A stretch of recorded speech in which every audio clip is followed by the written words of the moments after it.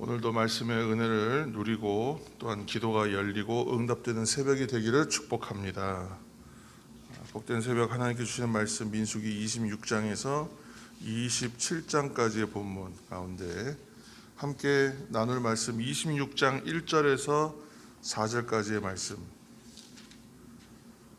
26장 1절에서 4절까지의 말씀과 51절의 말씀 이렇게 두 부분 읽겠습니다.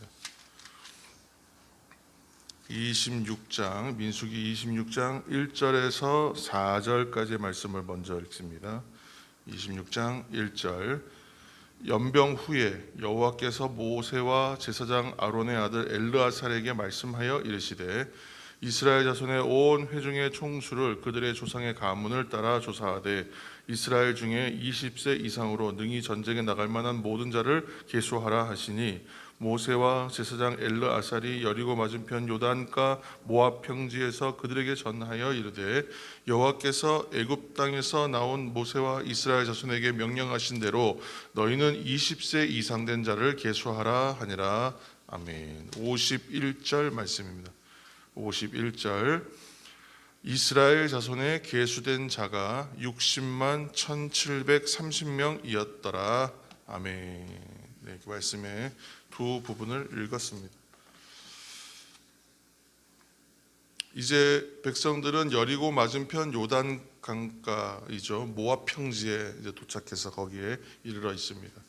민수기에는 두 번의 인구조사가 나온다고 처음에 우리가 민수기 시작할 때 한번 나눴는데 그때 1장에 처음 1차 그리고 26장에 나오는 2차가 있다 그랬어요. 그래서 오늘 말씀이 바로 26장에 나온 두 번째 인구조사입니다.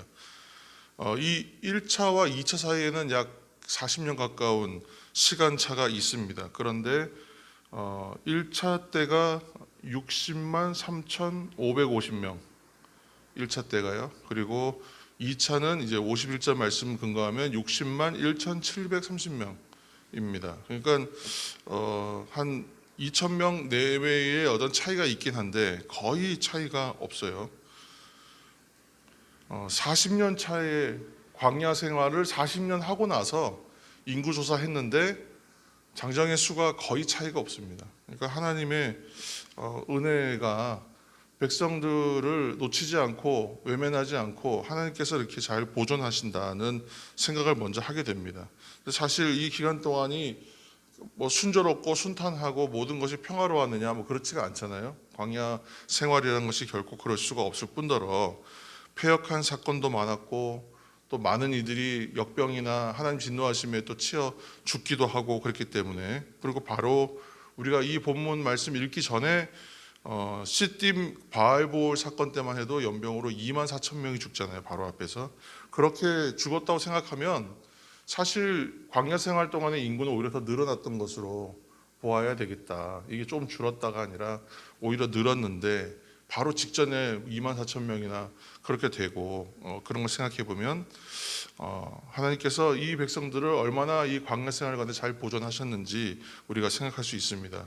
그래서 성도는 늘 믿음의 눈을 열어야 됩니다. 이제 이 말씀을 우리가 나누는 이유가 믿음의 시선으로 보이면 먼저 하나님이 보이기 때문에 그리고 하나님께서 일하심을 함께 볼 수 있기 때문에 믿음의 눈을 열어야 되고 믿음의 시야를 넓혀야 되는 것이죠. 더 넓게 또 깊게 볼 수 있도록 믿음의 눈이 열려야 됩니다라고 이제 말씀을 드리는 것이죠. 그래서 사실 이제 그들이 지금까지 걸어왔던 이 광야라는 곳이 어느 곳인가를 우리가 잘 생각해 보면 뭐 이게 광야 그러면 좀 우리는 잘 다가오지 않아요. 광야는 뭔가 이렇게 적막하고 황량하고 한 이 정도의 이미지인데 사막 그러면 사실은 더 우리가 다가오지 않을까. 사막 그러면 우리 모래밖에 없는 그 사막을 연상하는데 그곳을 이제 바로 광야라고 하는 것이죠. 그래서 돌과 이제 모래밖에 없는 땅입니다. 그래서 광야 곧 사막입니다. 근데 이 거대하고 엄청난 무리가 그 광야를 40년 동안을 방황하듯 그 지역을 지나며 생활했는데 뜨거운 태양이 있고 물과 먹을 것이 부족하고 거의 없다시피 하고 그런 곳에서 40년 세월 지났잖아요. 극심한 일교차가 있고 요즘에 기온차가 10도 15도만 나도 쉽게 감기 걸리고 건강을 해치는데 극심한 일교차는 그거와 비교할 바가 아니죠. 생존과 질병 때문에 또 취약하고 무엇보다 외적이나 또 외부 침입에 대해서 위협에 대해서 노출되어 있고 또 주거가 안정되어 있지가 않고 또 양육하기에 환경이 좋지가 않고 근데 이러한 환경 속에서 40년을 지냈음에도 불구하고 계수한 결과가 차이가 없다. 오히려 늘었으면 늘었지 줄지는 않았다. 이렇게 생각해 보면 정말 엄청난 일입니다. 그래서 이렇게 보시면 이 60만이라고 하는 것은 장정만 60만이니까 실제로는 학자에 따라서는 전체 인구는 200만에서 또 외국인들과 함께했던 다른 종족들과 또 짐승까지 고려하면 거의 300만에 가깝다라고 이제 하는 학자들도 있는데 이 어마어마한 공동체가 이 지속적으로 생존하는 일이 굉장히 어렵습니다. 우리 대구 인구보다 훨씬 많잖아요. 오히려 멸족되지 않았으면 참 다행인 그런 상황이었습니다.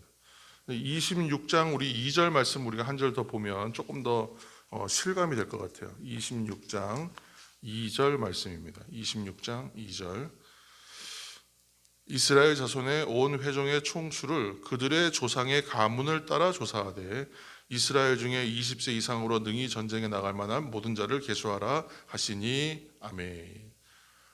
장정에 전쟁에 나갈 만한 남자 숫자를 세는 기준은 20세 이상입니다. 20세 이상. 근데 우리 20세 이상의 기준만 보는데 그 앞에 있는 말을 잘 보면 이스라엘 자손의 온 회중의 총수를 셀 때에 기준이 되는 1번은 뭐냐면 그들의 조상의 가문을 따라 조사하는 거예요. 이게 무슨 말이냐면 야곱이 요셉의 초청에 의해서 애굽으로 내려가잖아요. 일족들을 다 데리고. 그때 애굽으로 가는 사람의 숫자가 70명. 여러분 기억하시죠? 70명 남짓이었다. 이렇게 이제 기록이 나오는데 그 70명인 것처럼 지금 이제 26장의 인구조사의 결과들을 각 종족별이라 그랬거든요. 그래서 뭐 납달리 종족에는 누구 계보, 누구 계보, 누구 계보. 그러니까 뭐 첫째가 누구, 둘째가 누구, 셋째가 누구, 넷째가 누구인데 이 한 사람 한 사람이 다 종족이 돼요. 종족의 수장이 되는 대표자 이름이에요. 그러니까 그 인원을 다 합치면 몇 개의 종족이냐면 70개의 종족이에요.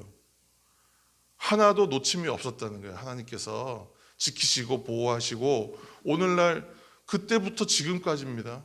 그러면 400년이 아니라 440년 정도 되겠죠. 단순하게 계산했을 때. 그 세월을 지나오는 동안에 야곱을 따라 함께 내려갔던 일족들의 대표, 가족들이 하나하나의 일족의 대표가 되어 조상이 되어 지금까지 존속되어 있다. 하나도 하나님께서 남김이 없으셨다. 고라의 자손까지도요 계속 이어져 있어요. 멸족되지 않았어요. 보면 되게 정말 놀랍습니다. 그러니까 70명이었던 개인이 70종족이 되어 있고 그 수는 약 지금 200만 이상 엄청난 수가 되어 있다는 거예요. 넓은 시야의 관점에서 우리가 보아야 된다는 것은 하나님께서 자신의 백성들을 어떻게 대하시는가에 대해서 알 수 있다는 거예요. 이 숫자 안에서. 그래서 알 수 있습니다. 그리고 이 첫 번째 이제 인구 조사는 가나안 정복 전쟁 위한 준비였고 두 번째 인구 조사는 가나안 땅은 이미 정복했다고 전제하는 거예요.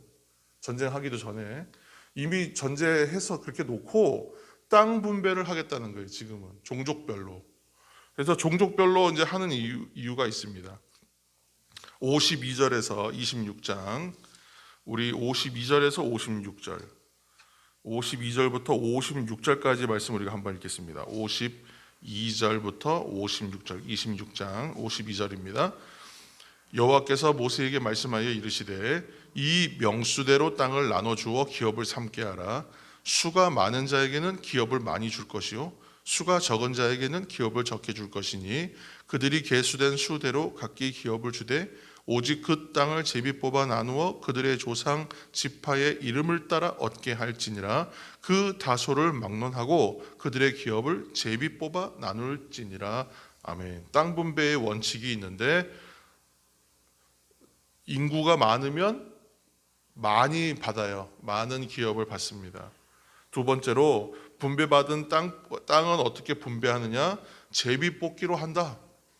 이게 공평하다라고 지금 얘기하고 있어요. 지금 영광스러운 땅에 들어가서 그 땅을 누리는 사람들은 불평하고 원망하던 세대와는 다르다라고 하나님이 선을 그으셨는데, 그래서 하나님의 뜻에 불순종되었던 세대는요 다 광야에서 죽었습니다. 그리고 시딤에서 마지막에도 다 죽었어요. 그리고 이제 들어가는 사람들은 다르다는 거예요. 그 사람들에게는 이미 땅이 보장되어 있다는 거예요. 하나님께서 약속하신 그 땅의 성취는 분명한 거예요. 그래서 이제 이 땅을 나눕니다. 이 땅을 숫자에 따라서, 그리고 제비뽑기의 기준으로 나눕니다. 그렇기 때문에 이 사람들은 왜냐하면 말씀과 하나님의 뜻에 순종된 세대라는 거예요.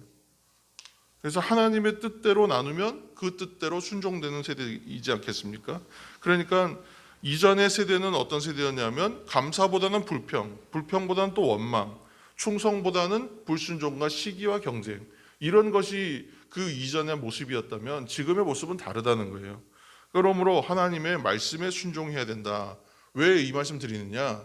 땅 분배의 원칙이 오늘날 우리가 보았을 때는 이것이 과연 합당할까라고 생각하지 않겠어요? 제비뽑기를 하면 어떻게 되겠습니까? 제비뽑기를 하면 입지와 조건이 서로 다 다르다는 얘기잖아요. 이 땅이 똑같은 조건의 땅을 바둑판처럼 나눠놓고 난 다음에 어떤 땅을 가져도 되는 상황이 아니지 않습니까? 사실은 종족의 숫자와 상황에 따라서 땅의 크기가 다르다. 이 1차적으로 공평한 것 같으나 불공평해 보여요. 왜냐? 남의 땅이 더 커 보이기 때문에. 실제로 다른 이들의 땅이 더 크겠죠. 우리가 숫자가 적으면. 두 번째는 어떻게 되겠습니까?